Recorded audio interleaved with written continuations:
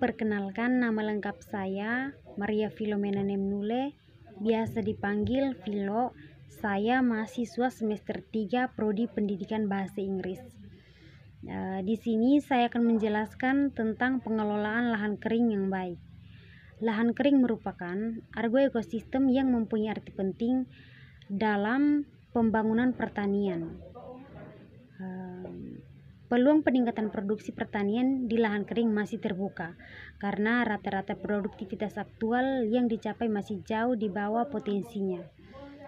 Oleh karenanya, optimalisasi sumber daya lahan kering perlu dilakukan dengan menanggulangi faktor pembatas utama, yaitu iklim, terutama curah hujan, serta aspek-aspek lain seperti kualitas tanah dan pola usaha tani perlu menjadi perhatian serius.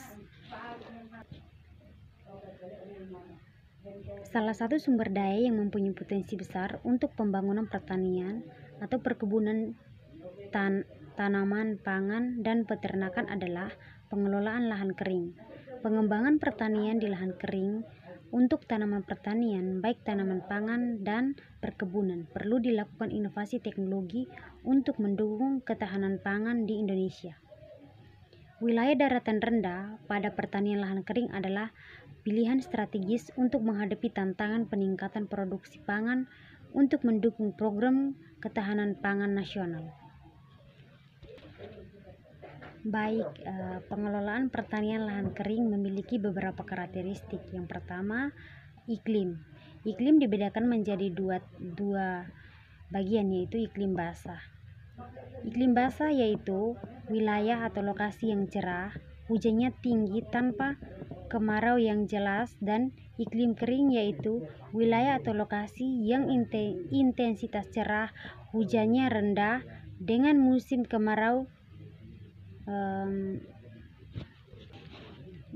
tergolong panjang dan defisit air sering terjadi. Karakteristik yang kedua itu kesuburan tanah.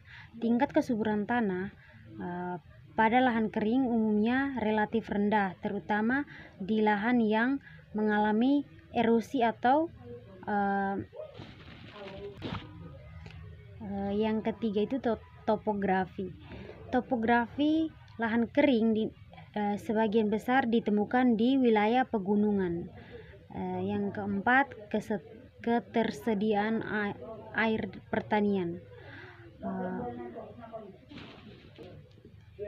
Fluktuatifnya distribusi dan pola hujan baik secara lokasi maupun waktu yang sementara menjadi salah satu penyebab terjadinya kekurangan air pada lahan kering yang berakibat pada budidaya pertanian yang tidak bisa dilakukan setiap waktu. Yang kelima, kepemilikan lahan. Adapun permasalahan sosial ekonomi yang menjadi aspek yang harus diatasi adalah kepemilikan lahan, di mana saat ini status kepemilikan lahan oleh petani cenderung mengalami penurunan. Yang berikut, penggunaan lahan. Data luas lahan pada Badan Pusat Statistik, total lahan pertanian di Indonesia yaitu mencapai 70,20 juta. Yang ketujuh, karakteristik tanah.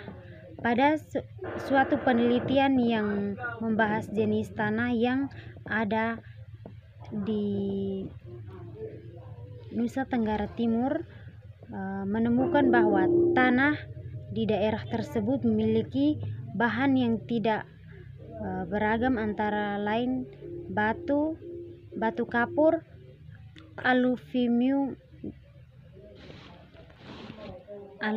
batu karang, dan sebagainya. Jadi lahan kering itu dapat diartikan sebagai kegiatan budidaya atau pengelolaan, bukan sawah yang diusahakan di bagian hulu pada daerah aliran sungai.